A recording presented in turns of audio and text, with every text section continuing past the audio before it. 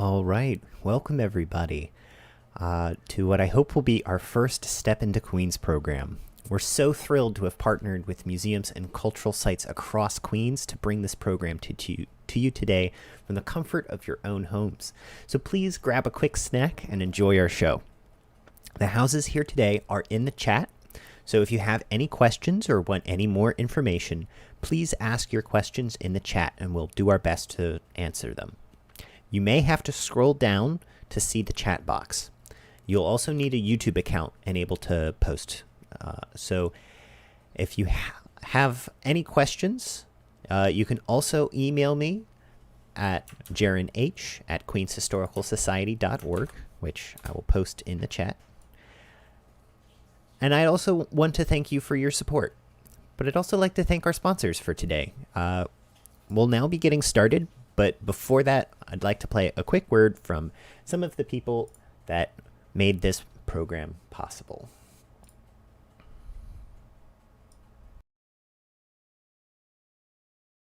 Times have changed, but our focus remains the same. From your first steps to giant leaps, for 100 years, Ridgewood Savings Bank has continued to support the needs of our communities. Visit ridgewoodbank.com.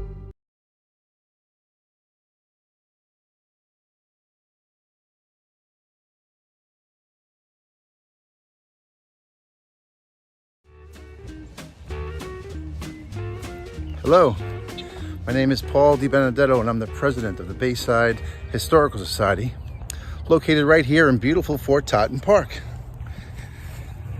That's our building right there. It's called the Officers Club. We call it the Castle. It's a big red castle, as you can see. The Officers Club was built in the 1880s by the U.S. Army. The Army Corps of Engineers, they had a library here and a ballroom. They smoked cigars, they drank whiskey, they had fun, and it was a really important cultural hub. The Army bought this property in the 1840s, 1850s, 1860s, little pieces at a time, and they bought it to have a base here and then an accompanying one right across the mouth of the East River. And they did that so that they would have a array of cannon on each side, a battery of cannon on each side, to ward off attack on New York City from the east, from the Long Island Sound. So the Officers Club, it was designated as a New York City landmark in 1974. Bayside Historical, we restored the building in the 80s and the 90s back to its original grandeur. The Officers Club is also on the National Register of Historic Places. That was in 1986. Bayside Historical Society. We've been in Bayside since 1964, 56 years. Something we're very proud of. We maintain an archive of Bayside historical artifacts. That archive is also a great source for exhibits we put on every year, historical exhibits we put on, for researchers doing research on the area, and also for our education program. We have a wonderful education program here. It serves grammar schools all around Queens. Our teachers, they wear period costumes from the early 20th century. They just teach the kids what life was like back in that time, and it's a really successful program.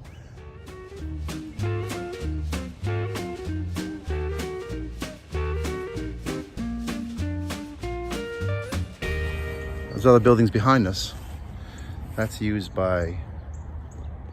fire department. Right past over there is the headquarters for Northeast Queens, headquarters for the Parks Department. So as you can see, a lot of the chapel you saw in the beginning of the video over there. So a lot of the buildings you see here behind me and around me, they have been restored and they're being reused today, which is really the goal of preservation. Our website, it's baysidehistorical.org. Please visit the website, like our social media pages on Instagram and Facebook. We have events all through the year. Even through COVID, we did a lot of stuff virtually online. So please visit the website. And last but not least, we have a really special, sweet treat for you today. Let's head in the back and see what's going on back there.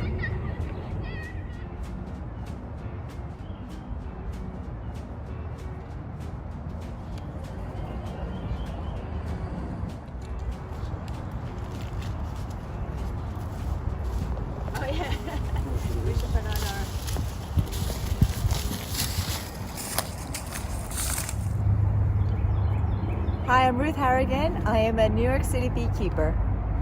Hi, I'm Wally Blom. I'm a New York City beekeeper. Been beekeeping for 45 years.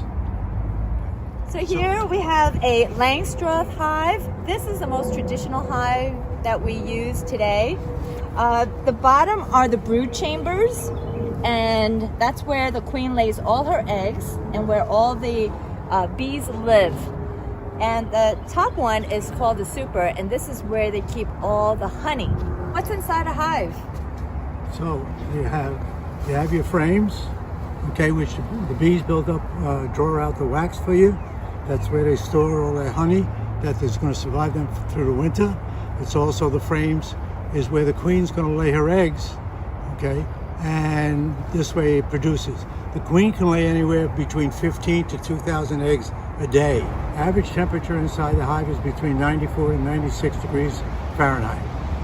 So that's how it's kept warm. Now sometimes we have, when it really gets hot and the bees have to cool down the hive, you'll see the whole front of the hive is loaded with bees on the outside, and what they're doing is pulling out some of the heat because it's too hot in there for the bees to survive, and the wax can start to melt. The other bees that are inside the hive are the worker bees. Most people don't know that all the workers are actually female bees, and they all have stingers that are barbed, which means that when they sting you, it stays within you until you pull it out. So the worker bees go out, they forage for food, they collect all the nectar, water, pollen, and sap to make propolis. All 4 ingredients are essential in the beehive. And actually, most of the bees you see outside are worker bees because they're doing all the work. And it's at the later stage in their lives that they're actually out foraging. The third type of bee inside the hive are the drones. They're all the male drones. They're all the males. And males are there to mate with a virgin queen. That's his only role in the beehive. Not bad. Do you want to talk about the drones? Or should I continue? Go ahead. Now, inside the hive, where there's about 50,000 bees, only about 200 are drones. And in the summer, they actually congregate in an area where all the drones from different apiaries are hanging out together, just waiting for that opportunity for a virgin queen to fly by. And to have a successful nuptial flight for the queen bee, she needs to mate with a minimum of 15 to 30 drones in order to have a nice diversity of bees inside the beehive. Also, the queen, she has the right, okay, the control when she lays an egg, if it should be a worker bee or a drone bee. She can do that with the way she lays the eggs. When she fertilizes the eggs, they become worker bees. And when she doesn't, it becomes a drone. So here at the Bayside Historical Society, located at Fort Totten, it is the perfect environment for bees. We've got lots of water sources for them. We have beautiful garden. We have a 100-year-old linden tree right near us.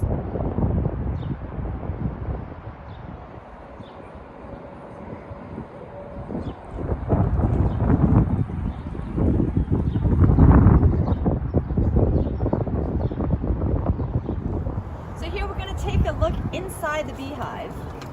Oh, look at these girls.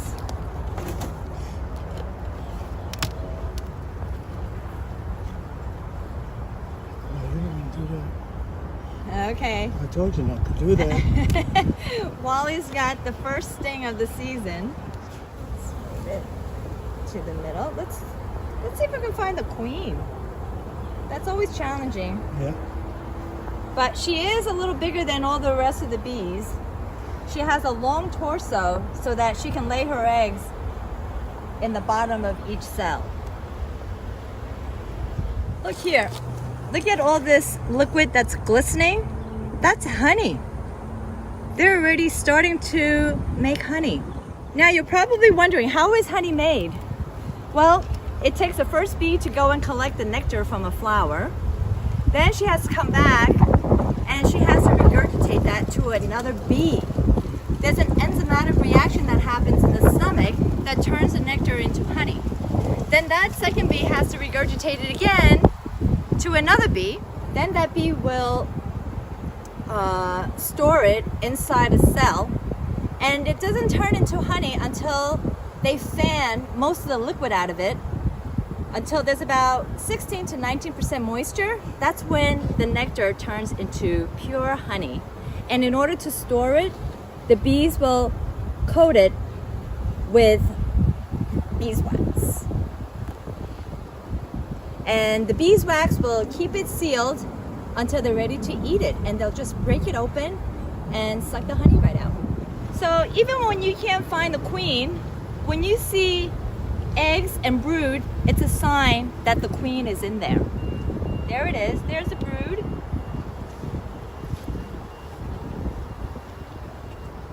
So that's cap brood. There are eggs in there developing. Okay. Probably in the next 4 or 5 days they'll hatch out. Bees make these little queen cups. In the event that the queen is not producing, or if she died accidentally, they will quickly make a new queen bee. And queen bee is just another female bee that'll be in the hive that's fertile. All the other female bees, which are the worker bees, they're all sterile. If a hive has overwintered on an experienced beekeeper, this is the time of year in the spring that if there's not enough room in the hive, the bees communicate with each other and they say, we got to look for a new home, that we have more space. And what they'll do is they'll send out scout bees to look in several different places for a good location for them to build a new home. Then we go into the summer, once the honey flow starts going, okay, and they pack this top super full of honey.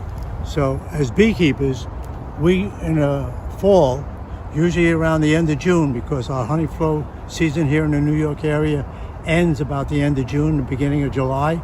So we like to pull the honey off, and whatever the bees bring in after that is for them. But we always make sure that we leave enough honey in the hive for them to survive through the winter. So we're looking at leaving them at least 60 pounds of honey inside the hive so that they can survive. So from fall, we go right into the winter, and what happens then?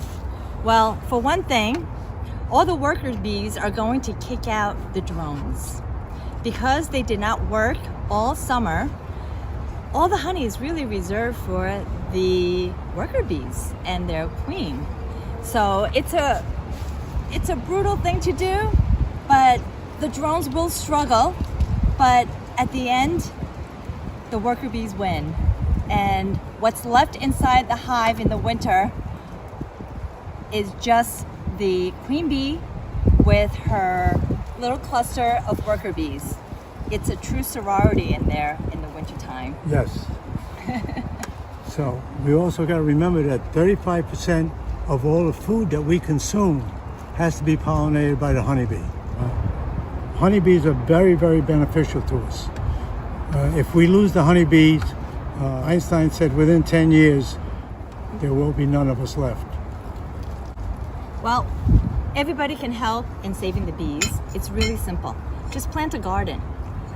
It can be as small as a little herb garden on your terrace, or as big as you want it. You can plant vegetables and flowers. As long as there are flowers on them, the bees will be attracted to them and they will love you for it.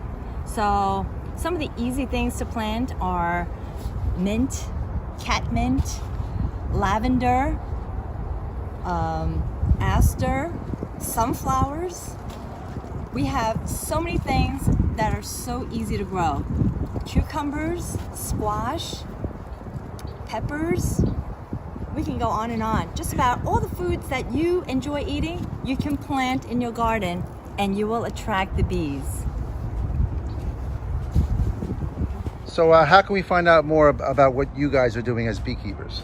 You can always find me on www.honeygrams.com. That's HONEYGRAMZ.com. And Wally, how can you be reached? And my email is bvenom1, that's spelled BEEVENOM1 @gmail.com. Anytime.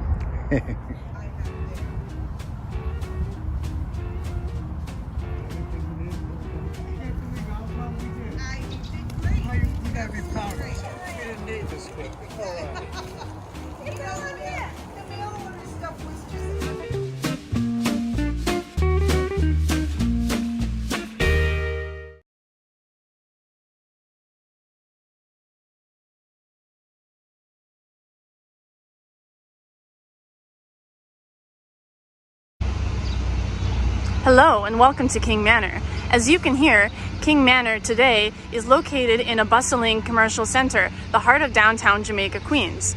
But when Rufus King, anti-slavery founding father and framer of the Constitution, bought this house in the year 1805, it would have been surrounded by a working farm that he and his family expanded to nearly 200 acres. Let's go inside and learn more about the family who lived here. Hello, come on in.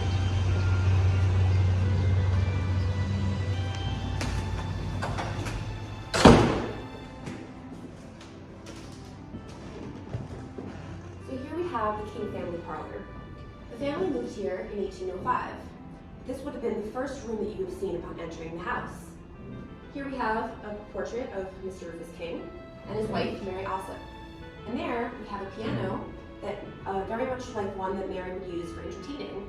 They would both be entertaining and have quiet evenings at home. Although Rufus intended to retire from political life in 1806, he would actually spend the rest of his life in and out of politics and be devoted to causes like the anti-slavery cause. After Rufus King passed away, his oldest son John Alsop came to live in King Manor. John Alsop King was governor of New York State in the late 1850s, and as you can see, this Victorian-style parlor is much more densely and ornately furnished than the more scarce Federal-era parlor we saw downstairs. As governor of New York State, John Alsop King made local laws to countermand the Unjust Fugitive Slave Act, so the King family continued their legacy of anti-slavery activism well through the 19th century.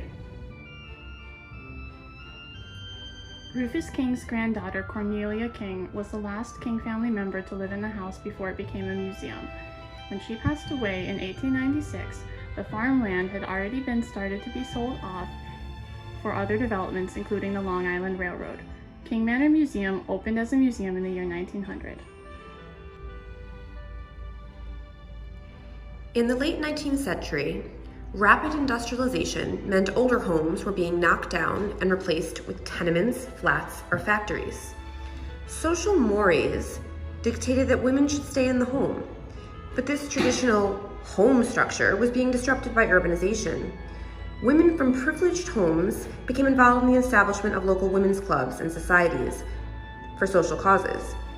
Historic preservation societies were one of the organizations deemed acceptable for privileged women, as their goal was strongly linked to the home and the so-called women's sphere. The formation of women's clubs and societies can be seen as early steps towards women's equality in America. While upholding their traditional duty as a wife and mother, these club women were slowly taking steps to gain more freedom in the outside world. King Manor was opened to the public by a group of women 120 years ago who called themselves the King Manor Association of Long Island. These women felt that they were upholders of American tradition and had their sights set on becoming involved with civic activities while still remaining domestic. These preservation societies work to restore historically significant homes throughout the country, celebrating a quaint reimagining of what they saw as American heritage. Women in historic preservation were concerned with holding on to what they valued in American society, while that society was rapidly expanding with newly arriving immigrants who brought with them different backgrounds and cultures. The dining room in King Manor was used as a meeting space for the women's societies who helped preserve this museum. They used these bridge cards as one of their fundraisers, as well as tea parties and luncheons. And at their meetings, they could call themselves to order by using gavels or bells. This particular bell in the King Manor archives features a racist caricature of a mammy with a little silver skirt. The fact that this bell was such a casual object with embedded racism shows the underlying currents of racial tension in American culture going on in the early 1900s, wherein people imagining the colonial period, white people that is, were interested in imagining a time period in which the recent gains for equality made by people of color were no longer present. When the 100th anniversary of the Revolutionary War came in 1876, America was in the midst of the Industrial Revolution. Many Americans were inspired by the rapid changes to reflect on the colonial period in an attempt to honor what they felt was their national heritage. The women of King Manor decorated the museum with a mix of furniture and decorative styles from nearly 200 years of history. Although not quote-unquote period rooms as they are today, historically accurate recreations of the rooms to reflect the way this king would have used them, the women of King Manor honored King Manor in the best way they knew how. As you can see, King Manor still has many of the objects that were in these very rooms over 100 years ago. Objects that the founding club women collected and donated to the museum can tell us about how people understood the past and what they wanted to say about it 120 years ago, when King Manor opened to the public. These items, although seemingly common, symbolize the beginning of preservation efforts and were the King Manor Association's first steps to preserve Americans' colonial heritage in Jamaica. At the turn of the century, people believed that the objects with which they surrounded themselves had an impact on their psyche and their moral being. So it was natural, given the surge of patriotic fervor around the centennial in 1876, to decorate schools, offices, and even homes with portraits of national figures like George and Martha Washington. These were crumble lithographs done by a company called E.C. Middleton and endorsed by other famous people of the time like orator Edward Everett. These lithographs were very popular for people who couldn't afford original oil paintings, and they were based on the Gilbert Stuart portraits done of George and Martha during their lifetime. Here we have some special objects from the exhibit. These objects are really interesting because they were some of the earliest objects collected by the ladies of the King Manor Association. Let's talk about this saucer. It's not all what it says it is. Yeah, the saucer is definitely not as old as it seems. Here we have a porcelain saucer that was collected by the ladies of King Manor Association.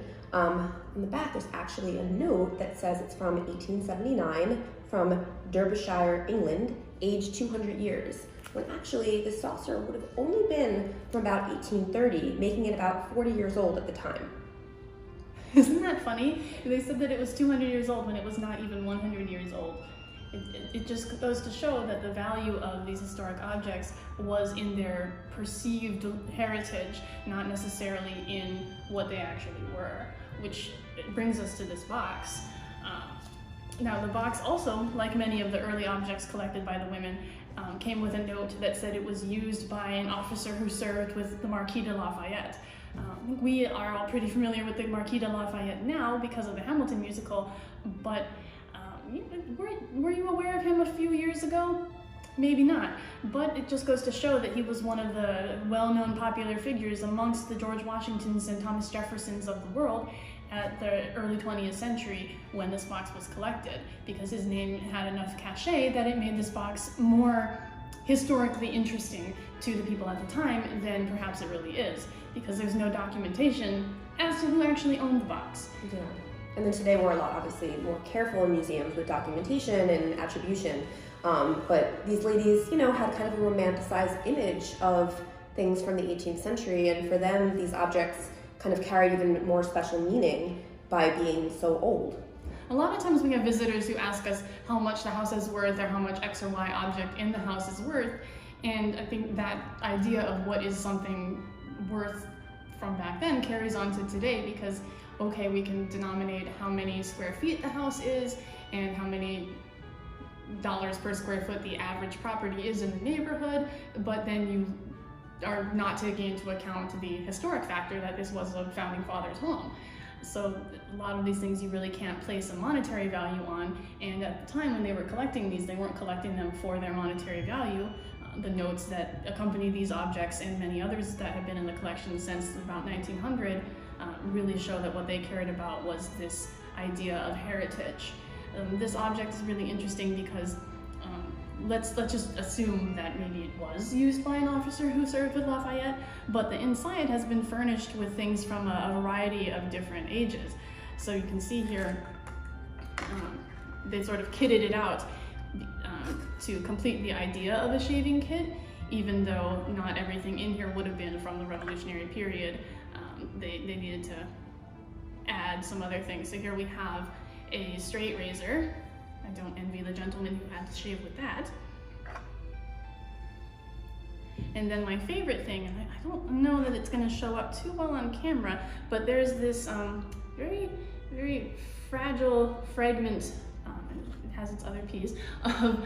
See the writing? Yeah. There's actually writing on both sides. It says, "Use this soap on the outside," on the side that's facing me. I'll turn that around. And then on the other side, it says, "Read Plain Home Talk" on the inside.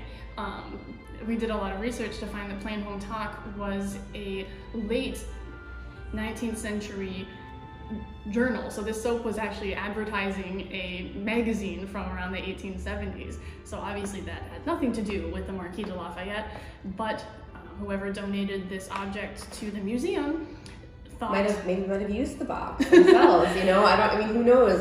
That's true. Sometimes we don't really know. We have a loose idea of the provenance of these objects, but over time, objects change and their ownership changed. So the fact that, this is actually from the time that the museum might have acquired this, this might be used by one of these ladies. It does actually have a bit of wear to it that suggests maybe it was actually used as soap. But I just think it's funny that they wanted to kit this out to look like a shaving box, even though they weren't paying attention to what sort of objects would have actually been in it in the 18th century. They're like, oh, we use soap for shaving, so we gotta have soap in the box. And yeah, like you're saying, with the way objects change their life over time, you can actually see some of the wear and tear on the inside of this box. So a cardinal sin in the modern museum world. But it's nice to know the lived history of these objects. And then you can actually see some other modifications that people have done, and then if you ever go to a museum and you see the numbers written on it, that's their way of cataloging the objects. In 1900 they just put a big old sticker on it. And let's show this one again, because it also has a donor sticker. Yeah, so you can see I'm holding this up to the right spot. Yeah, it actually has, if you don't mind, a lot of stickers on it, which are quite funny and tell the history of the institution. So it has the donor sticker with the little story about why they thought it was important to have in this museum, and then another name sticker with the donor on it, and then, turn it around this way, another sticker. Now this sticker dates from the 1960s, when there was actually an electrical fire here in the museum building, and we had to clear everything out to restore the building, and the women worked really hard to fundraise to restore it. Practiced almost exclusively by women, mourning picture embroidery was a popular pastime in homes throughout early America. King Manor's example is just one of the thousands of pictures produced in America during this patriotic period of the late 18th and early 19th centuries. On the surface, it was an art form to commemorate the dead and a way for women to preserve their family history. From a broader perspective, the practice came to be an early symbolic rendering of the idea of Republican motherhood. promoting the traditional maternal duty of the female while also giving women a new civic role to perform. So here we have another example that we did not have room to put on display in the women's exhibit. It carries a lot of the same tropes that many mourning pictures of the period had. Yeah, you see the same iconography of the woman looking sad by the obelisk, and she's even holding, it looks like a handkerchief in her hand, just like the other one, although it doesn't really look as handkerchief-like.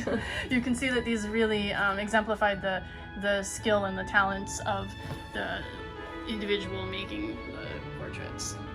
Yeah, and also, I mean, you think about the traits that it imbued for the maker. If you had a woman would learn to make these from a very young age, they actually kind of took on this moral authority that, you know, they were doing their patriotic duty to the young America. Right. You can see that, not so much in the man's dress, but definitely in the woman's, that she's wearing that Grecian-style empire waist dress that echoes the Athenian democracy, that the architecture, not only of this probably cenotaph, but also, you know, if you think about other buildings that were being built at the time, even like King Manor, it's got those columns in front of it, just like ancient architecture that was inspiring these ideas of democracy. Yeah, and then, I mean, then you also have the natural background here with another example here. If you could zoom in. So they were always in a natural landscape, usually with a weeping willow tree. Here is an interesting example because this is actually made out of hair. The tree's actually made out of hair.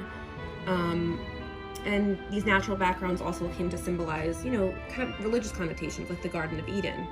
Right, I think people are pretty familiar with the idea of hair in mourning jewelry, but it was often chopped up and incorporated into these embroideries, and that also include watercolor aspects as well.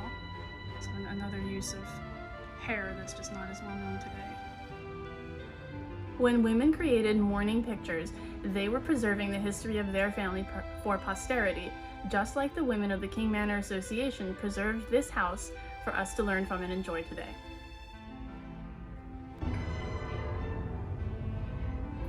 The story of King Manor's founding has large parallels on a societal level. The women who started the King Manor Association were able to do so because they had time and money. Even while historic preservation professionalized, it remained, and still does, an underpaid field because it was historically practiced by women who did it as a passion and didn't need the money because they had husbands to support them.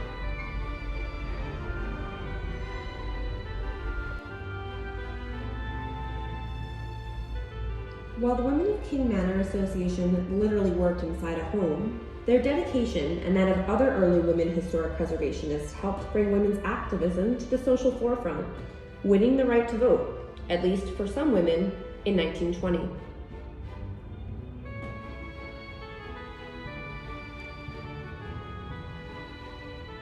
"100 years later, women's history is at the forefront of the national conversation. The hashtag #MeToo movement and other contemporary women's rights movements are shedding light on the ways women have been treated and governed by society, sometimes as victims of unconscious bias, but often as targets of discrimination, much more so for minority women." Although women are no longer officially relegated to the domestic sphere in America, the legacy of the cult of domesticity remains in the pink-collar jobs like nursing, elementary school teaching, and museum work.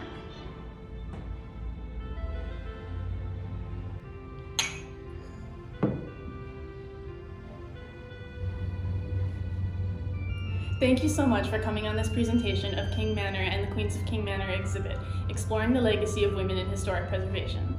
You can come see this exhibit for yourself until April 30th. Then come visit us again for a community-curated exhibit with contemporary local artists. Make sure to check out our website at www.kingmanor.org for fun educational activities and upcoming festivities. We can't wait to have you as part of the King Manor family. Stay safe.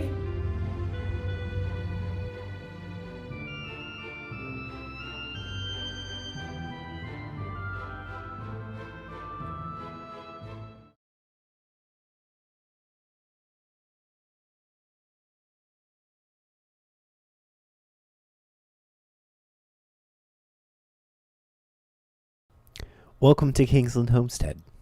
The warm weather allows us to take advantage of the Dutch double doors here to allow a breeze down the hall of this Long Island half house. This style of building was popular in Long Island in the colonial era, and Kingsland Homestead is one of the last remaining examples in Queens, having been built in 1785. With the doors halfway open, a breeze can help push the warm air that gathers in the tall ceilings and be let out the other side to help keep cool in the days before air conditioning. The split doors also allowed this feature without letting any farm animals inside the house. When Captain Joseph King bought the house in 1801 from his father-in-law, Charles Doherty, it was a farmhouse, and King started developing the land around the house for that purpose, and added an addition to the other side of the house. Joseph King's first daughter, Mary Ann, would go on to marry Lindley Murray in 1831, and Joseph King's son, Joseph Harris King, would marry the daughter of James Bloodgood, a local prominent nursery owner. This allowed the King family to enter the tree-growing business. Flushing was well known in the colonial era for its nurseries, having many major players: the Bound family, the Parsons family, and the Bloodgoods. George Washington even visited Flushing and commented on the Bloodgood nursery, though he expressed that he was not impressed.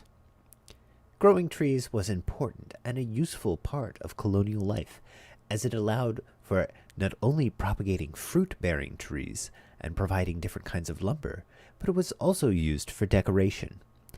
Flowering trees and decorative trees were a staple, and even Thomas Jefferson would purchase an order of such trees for his property, Monticello, in Virginia. Lindley Murray's son, William Murray, would soon join his uncle Joseph Harris King, and the Murrays would join the family business. The family, being Quaker, were abolitionist and refused to use enslaved labor around the farm, in contrast to Charles Doherty. They employed people to help work around the farm instead. The nurseries in Flushing would help shape the city as we know it today. As the country expanded, nursery businesses grew less and less exclusive to Flushing, and the nurseries that once covered Flushing were sold to develop the expanding city. Like many neighborhoods in Queens, the old farming plots would become new neighborhoods. Things like Parsons Nursery would even become Ksenia Corridor Park. If you go down Ksenia Boulevard, you can see an homage to Flushing's past, with streets named after trees between Bound and Parsons: ash, beech, cherry, elm, hawthorn, holly, jasmine, oak, poplar, quince, and rose, all tree names. Murray Hill is also in relation to the family that lived at Kingsland Homestead. Kingsland Homestead also has the distinction of being moved twice. First, the house was moved in 1921 to help protect the house from potential development, and then again in 1968 when it was moved to Weeping Beach Park to preserve the house as the first landmark building in Queens. Before it was moved here, it had been located in Murray Hill. Weeping Beach Park is also worth noting. The weeping beech tree that lived here was one of only 2 living landmarks in New York City, having been planted here as the first example of the species in the Americas, planted by Samuel Parsons, another nurseryman. The original tree died in 1998, but is survived by several sister trees that surround the original's location. Weeping beeches have a twisty trunk, but provide an excellent canopy. To celebrate the history of plants in Flushing, we'd like to give you a bit of the taste for how modern trees are cared for. Please join us for information on how to plant a decorative plant of your own. Maria Becce has been a dedicated gardener and board member for Kingsland. She'll be teaching us how to plant a plant. Hi everyone. My name is Maria Becce, and I have the distinct pleasure today of planting a wonderful new white azalea. Azaleas, as all of us in Queens know, are wildly used. They're great. They have wonderful color. They come back strong every spring.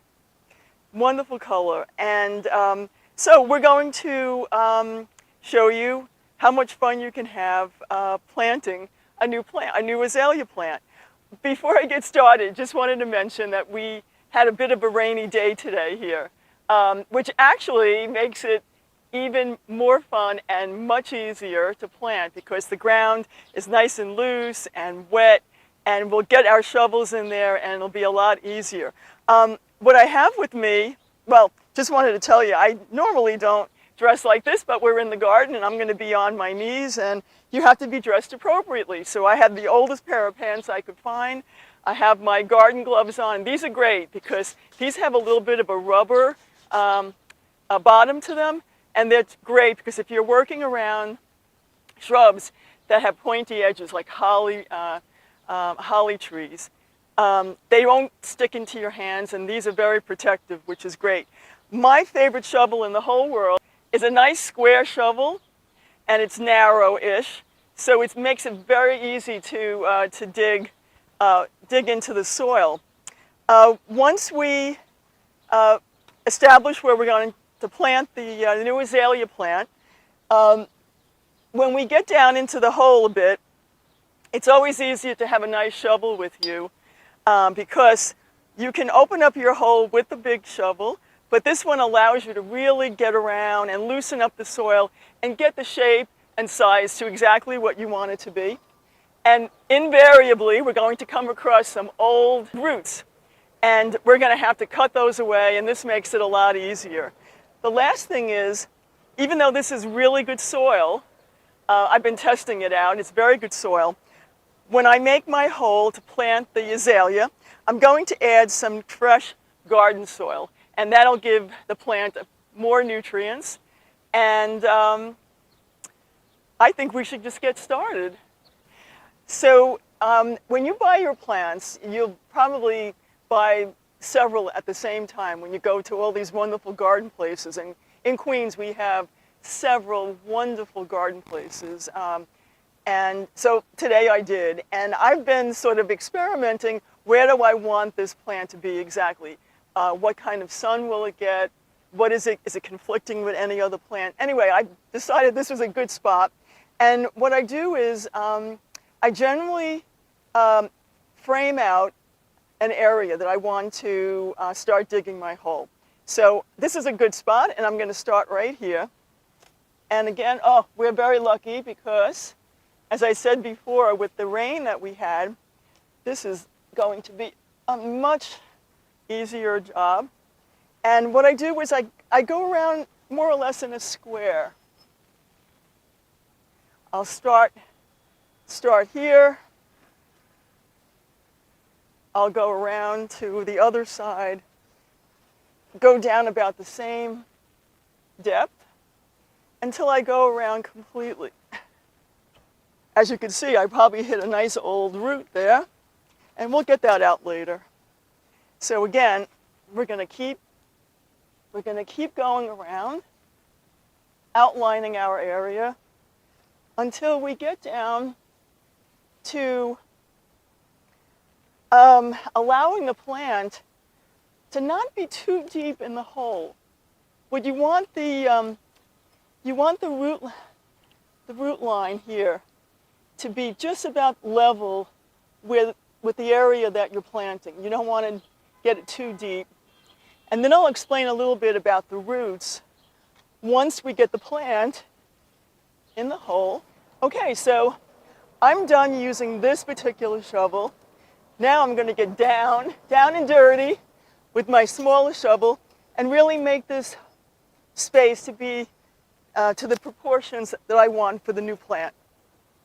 We have a nice size hole now, bigger than what we need, but this way we can use our smaller shovel and just define the area that we want to fill up, get our plant in. And as you can see, I gave you fair warning. You do come across some old roots. Just cut them out. We don't need them. They're not going to serve any purpose. And we want to give our new plant plenty of space to grow and to fill out. I can tell you right now, this plant is going to really love this spot because the soil was so easy, and the roots are going to do great here. So what we're going to do now is, now don't get excited when I do this, but in order to get this plant out without damaging it, I actually give it a good whack on the soft flower pot. And you see what happens? That lets it come right out. And I'm going to measure. Okay, so obviously this is a little too deep, but it gives me an opportunity to add some fresh garden soil. And this will add some nutrients to an already terrific spot to put this new plant in. And we just keep judging it with your eye. Fill it up a little bit, put the plant in. I'm going to put more. I guess I was a little too energetic with this hole because it was so easy to dig out, but it gives me a chance to put lots more fresh soil in. Okay, so I think this is good. Maybe just a little bit more. And don't be afraid to use the soil that you just dug out, because it's always better to go a little deeper, because then you can always fill it up and not have to worry about getting your shovel out again and making the hole bigger. So we're going to put this plant in now. And I was told by an expert that by giving your new plant a bigger space to grow, doesn't allow the root system to girdle. Now that really made me laugh, but think about it. A girdle keeps everything in, and that's not what you want with a new plant. You want it to be able to have some room and to breathe. So this has room now on all sides, plenty of spaces for the new plant to take root. And you come across any old weeds, you don't want to put those back in. That's why it's good to keep your empty container, and you could just fill it up with this. And what I'm going to do now is we're going to take all the soil that we took out, and we're going to fill it back up. We're going to fill it back up. Get that plant in there, nice and snug. When you put the plant in, you just have a feel for it, of how much it needs, and always important, just give it a little tug. Just give it a little tug, push it in. Because not only does it help the plant a little bit, but sometimes we have some over-enthusiastic squirrels who may be a little nosy and they want to come over here. And by giving your plant a little extra tuck, it's much harder for it to ever come loose. So I just continue smoothing out my area, removing anything that I don't think I want. And since we're in the spring, this plant is already in bloom. We're going to get to enjoy this now for about 2 to 3 weeks, when it will eventually, the white bloom will fall off. The leaves will stay the entire summer. And in this case, these leaves will stay all year long. So we'll get to enjoy the green of this plant all year. And each spring we'll have something incredible to look forward to, our beautiful white azalea plant. And I really hope that I've encouraged everyone to give it a try. You can see how easy it is. And in some crazy way, it makes you feel like a kid again, playing with the dirt and mud. But more importantly, when you stand up, you can take a look and see how pretty you've made something. And this plant will continue to grow and get bigger each year. Azaleas are very hardy. I expect this plant to do very well in this spot next to its neighbor, which is a hydrangea.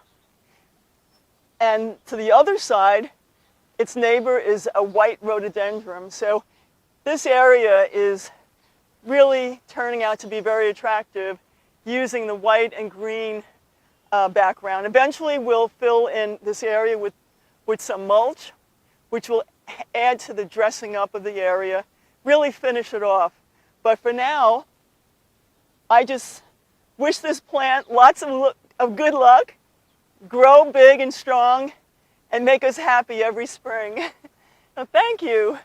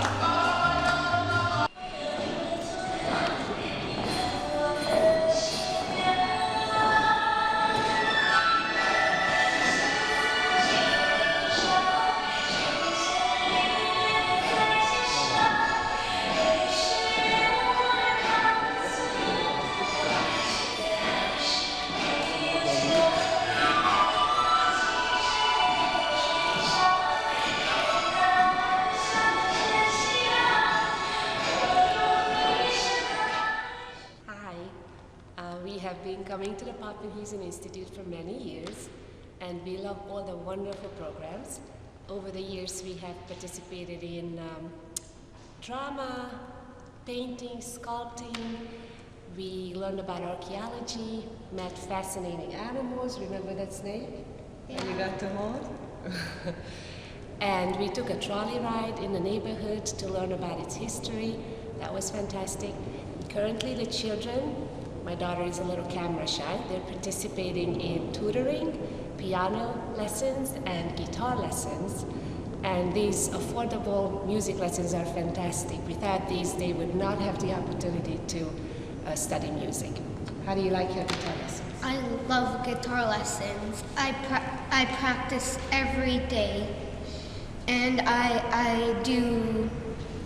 learn classical music and blues, and I also do improvisation. And I love my guitar teacher. He gives good strategies for me to learn. And I also take tutoring lessons, which helps me get ready for my state tests and things that I need help with for school.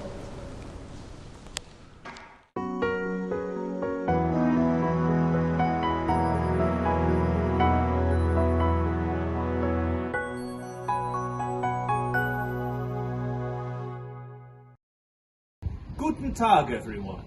I'm Conrad Poppenhusen. and I'm standing at the entrance of the Poppenhusen Institute in College Point. This institute was my gift to the community in 1868 in celebration of my 50th birthday. It gives me great pleasure to know that after 153 years, the Institute is still hard at work, serving the area as a community and cultural center.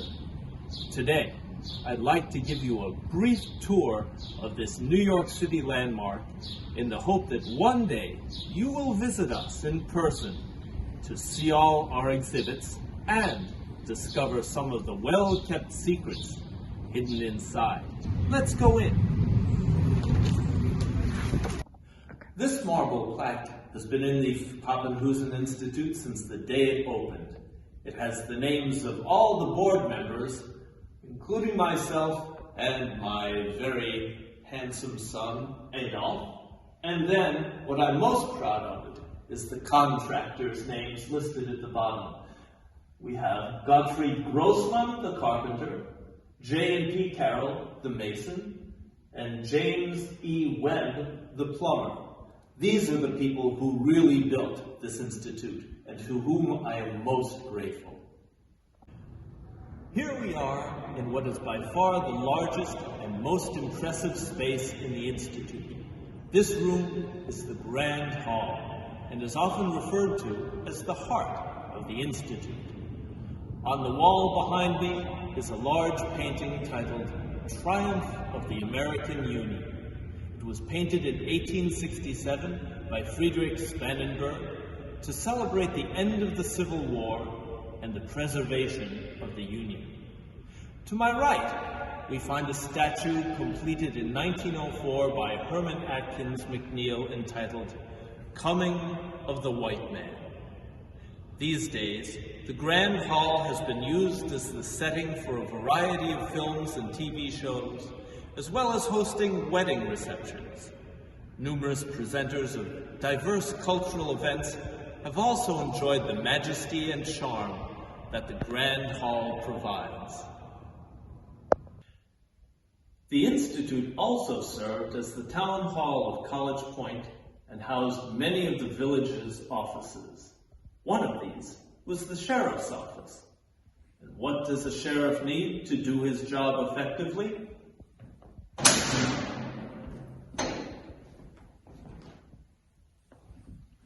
That's right, a jail cell. Most of the guests who stayed in these cramped accommodations were here for quality of life issues, such as having a bit too much fun in the beer garden or at the summer resorts that were abundant in College Point at the time. Other violations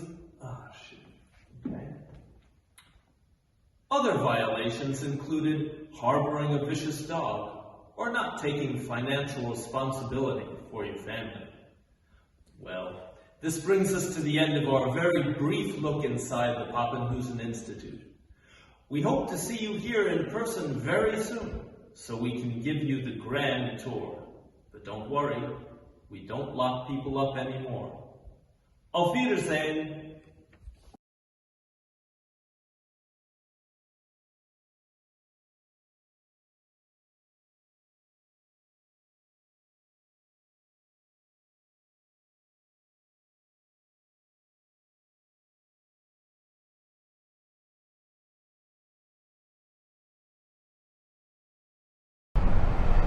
Welcome to the Vander Ende Underdonk House in Ridgewood, Queens. We're a landmarked historic site and museum maintained by the Greater Ridgewood Historical Society. I'm Caitlin. And I'm Emily, and we'll be taking you on a journey to step back in time and explore our corner of Flushing Avenue, from rolling hills and Dutch farmhouses to breweries and factories and back to present day. The Vander Ende Underdonk House is named for the two Dutch families who lived here the longest. We are the oldest Dutch-American fieldstone house in New York City and the last example of early 18th century Dutch architecture still standing in Ridgewood. The exterior is characterized by its heavy fieldstone walls, a cedar shake shingle roof, and large brick chimneys. The distinct outline of the roof is typical of Dutch farmhouses, known as a gambrel roof, with a lower, steeper slope and an upper, flatter one, creating wide eaves in the front and back of the house, to protect the first floor windows and doorways from inclement weather. The windows are further protected by wooden shutters. The two-story farmhouse was built as a typical center hall colonial, with 4 rooms and a central hallway on each floor. There are wooden Dutch doors in the front and back of the house, which are split in half so the top and bottom portions can be opened separately. In the warmer months, the upper portions can be opened in the front and back to let in more light and airflow through the first floor. You can keep the bottom portion locked to keep roaming farm animals out and small children in. The house was built by Paulus van der Ende, a Dutch farmer, over 300 years ago, around 1709. His descendants would live there for the majority of the 1700s. The property was purchased by Adrian and Anne Wyckoff Onderdonk around 1821. The Onderdonks were also farmers of Dutch descent. They erected the wood frame addition on the side of the house. Successive generations of Onderdonks would live in the house for almost 90 years. In the 20th century, the house was used for several different purposes, including a home and business for the Gamelin family, and later offices for local manufacturers. It was eventually abandoned and caught fire. The Greater Ridgewood Historical Society saved the house and opened it as a museum in 1980. The area surrounding the van der Ende Onderdonk house, near the modern border of Ridgewood and Bushwick, was once known as the Disputed Territory. In the mid-1700s, a turf war ensued between the Dutch settlement of Bushwick and the English settlement of Newtown for land that had once been occupied by the Misspachys. A surveyor, Francis Myershock, was hired to settle the dispute. In 1769, the survey was completed, drawing an official accepted boundary line between the two settlements. A boulder was placed adjacent to the van der Ende farm to mark the division. The boulder became known as Arbitration Rock. Arbitration Rock was lost multiple times over the next 2 centuries. In 2000, the New York City Department of Environmental Protection began a project to locate Arbitration Rock, using our house as a reference point. The following year, the rock was unearthed from the street bed of Onderdonk Avenue and moved onto our museum grounds, where it remained along the original division line, preserving the boundary and the history of the rock for future generations. Flushing Avenue in the west starts at the Brooklyn Navy Yard and continues east, ending in Maspeth, Queens. It had originally been a Lenape trail. In the early 18th century, it was a toll road known as the Brooklyn and Newtown Turnpike. The area was home to a large Dutch farming community in the 18th and 19th centuries. Local farmers included the van der Ende, the Onderdonk, the Wyckoff, the Schenk, the Covert, the Woodward, and the Schoenmaker families. Many of these surnames are still recognizable in the names of local streets. Besides our museum, the farmhouses that once dotted Flushing Avenue have since been torn down and replaced by factories. The last houses to be demolished were preserved in the 1930s photographs from the Historic American Building Survey, also known as HABS, which started as a New Deal program during the Great Depression. The survey provided out-of-work architects, photographers, and historians the important job of recording the history of America. The Wyckoff family were prominent in the community. They owned several farms in the area, including 2 adjacent farmhouses on Flushing Avenue. The larger house, the Wyckoff Homestead, is also known as the Schenk Wyckoff House. In 1719, the Schenk family constructed the smaller wood frame portion of the homestead. Nicholas Wyckoff, a descendant of early Dutch settlers, purchased the house in 1788. The Wyckoffs had already been farming the land behind the Schenk house for several generations. Nicholas Wyckoff built a large addition, which then served as the main portion of the homestead. In 1814, Nicholas's son, Peter, and his family, including teenage daughter Anne, moved to the Wyckoff homestead. Anne Wyckoff would later become Anne Onderdonk. The Wyckoff homestead was later owned by Anne's brother Nicholas. The smaller of the houses, known as both the Wyckoff Farmhand House and the Peter Wyckoff House, was built around 1850 by Anne's brother Nicholas for his son Peter. Peter, Anne's nephew, inherited the larger house once his father passed. Both would stay in the Wyckoff family until the mid-20th century. The larger Wyckoff homestead was the first to be demolished, replaced by the Brooklyn Steel Warehouse Company in 1949. The smaller farmhand house was also replaced by a warehouse, now a chandelier showroom, in 1960. In the late 18th century, the Van der Ende family divided their 100-acre farm into two 50-acre lots. The land was divided lengthwise from Flushing Avenue to Catalpa Avenue, retaining the long and narrow shape of the farm. The Van der Endes kept the plot behind their stone house along what is now Onderdonk Avenue. The remaining plot was purchased by Johannes Covert. His farm ran along what is now Seneca Avenue and was once known as Covert Avenue. In 1786, Johannes Covert built a farmhouse which would belong to his family for several generations. In this 1930s photo of the Covert house, you can see the wooden addition of our museum in the background. In the mid-1800s, the Coverts were friends with the Onderdonk family. This receipt, donated by descendants of the Onderdonks, indicates that Mr. Covert purchased a coffin for the family in 1831, likely for Adrian Onderdonk. In the 1940s, after the Coverts had sold the property, the land was farmed by the Grodzki family, making the house the last active farm in the area. Our neighbor, the Covert house, is now a parking lot and distribution company. Another of the now demolished farmhouses preserved in the Habs survey is the Woodward house, also located on Flushing Avenue. Joseph Woodward purchased the property in 1747. His son, also named Joseph, was the last Woodward to own the land. Upon his death in 1830, his heirs broke the farm, which ran the length of current-day Woodward Avenue, into lots.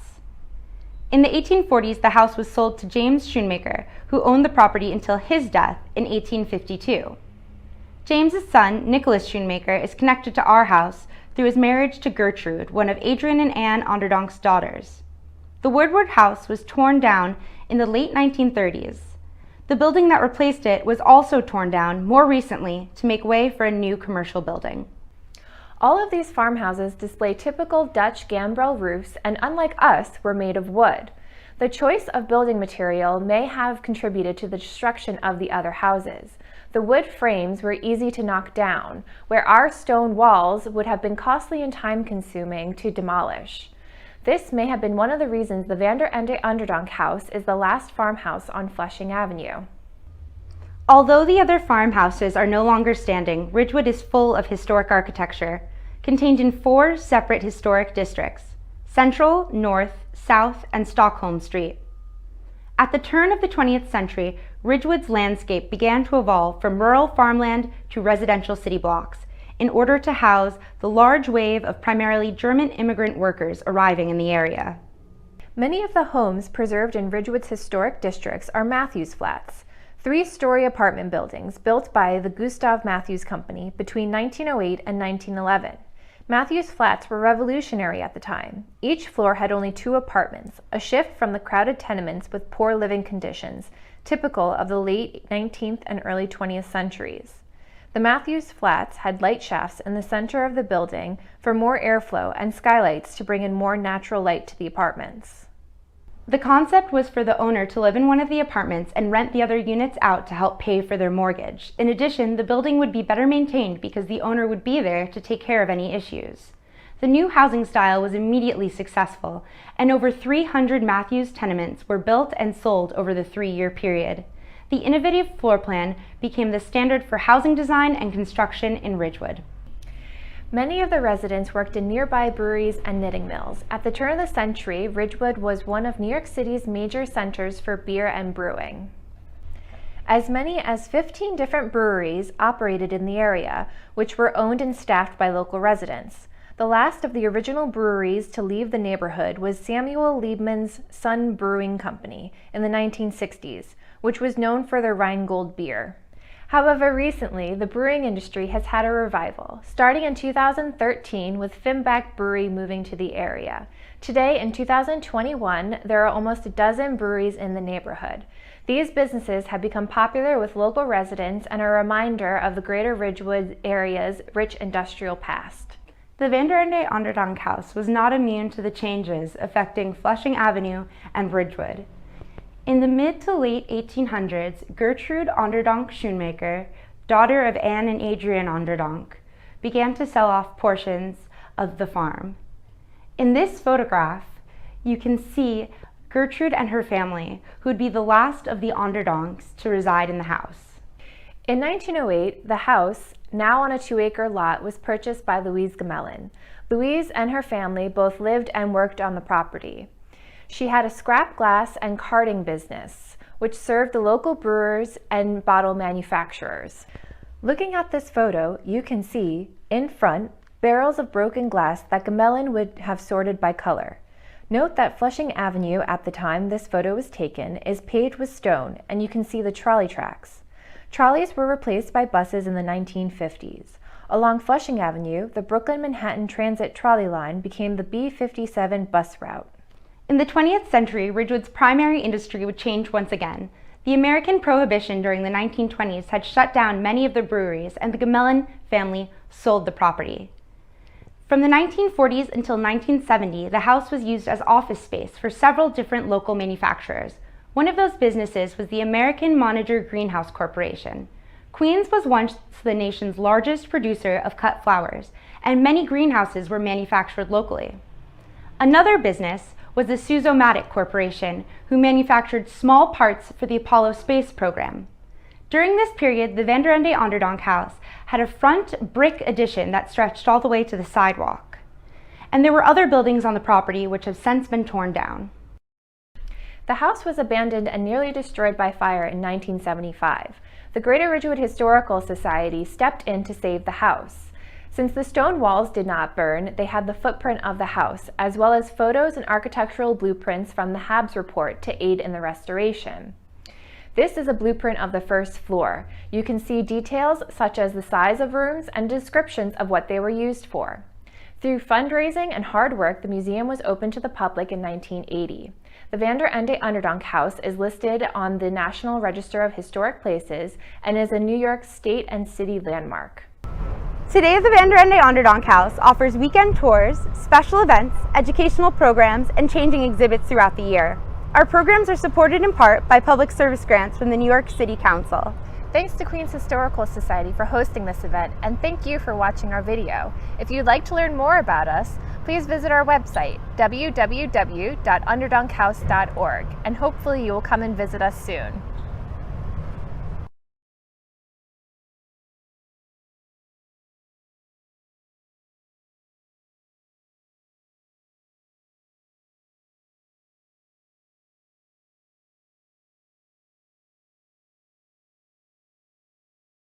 All right. I want to thank you for all of you guys coming out today.